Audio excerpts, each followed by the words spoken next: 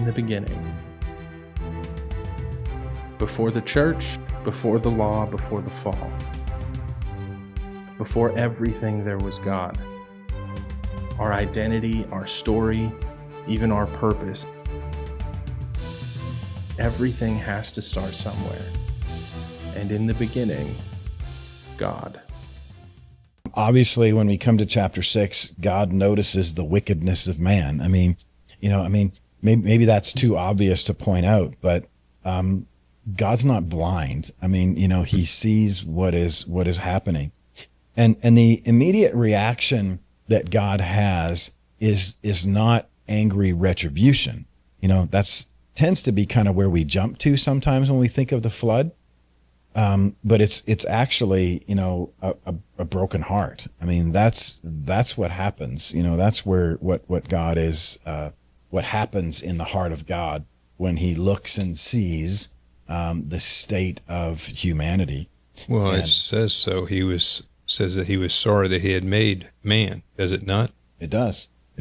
Yeah. So that grieved God. Yes. Let's go back to verse 5. Then the Lord saw that the wickedness of man was great in the earth, and that every intent of the thoughts of his heart was only evil continually. Think of all of that ongoing nature of description that's there. It was so great that every intent of the thoughts of his heart was only evil constantly, continually. How sad is that? It was pretty depraved at that time. It sounds like it was. Depraved. Today evil thoughts come across our minds, but it's not continually. It's not only thing that's on our minds. This must have become a very depraved civilization. So, and here's what happens next. And the Lord was sorry that he made man on the earth, and he was grieved in his heart.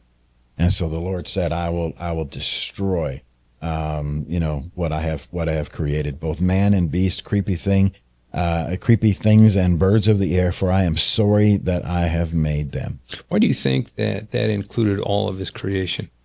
I think sin taints everything. I think that the depravity of man taints the world in which we live.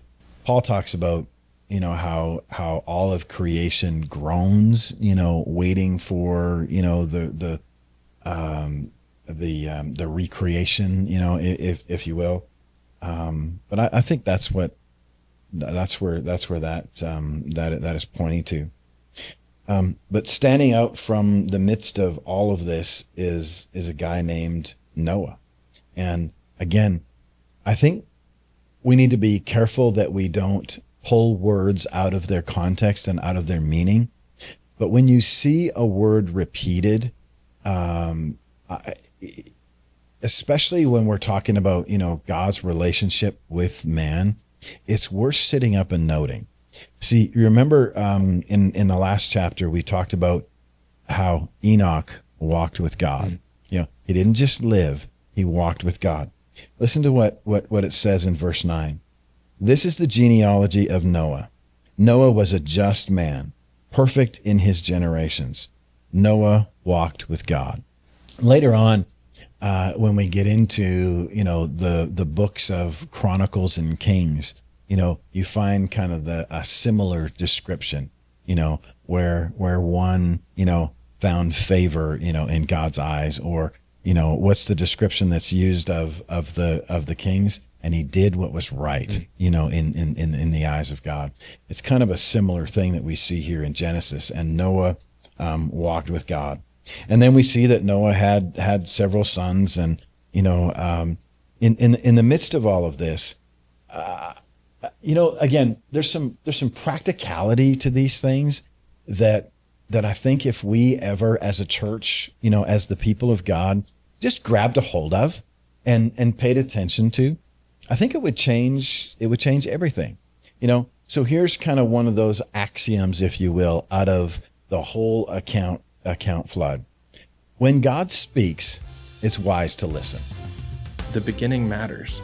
Knowing who God is and what he's done, knowing where we come from, helps us understand where he is leading us.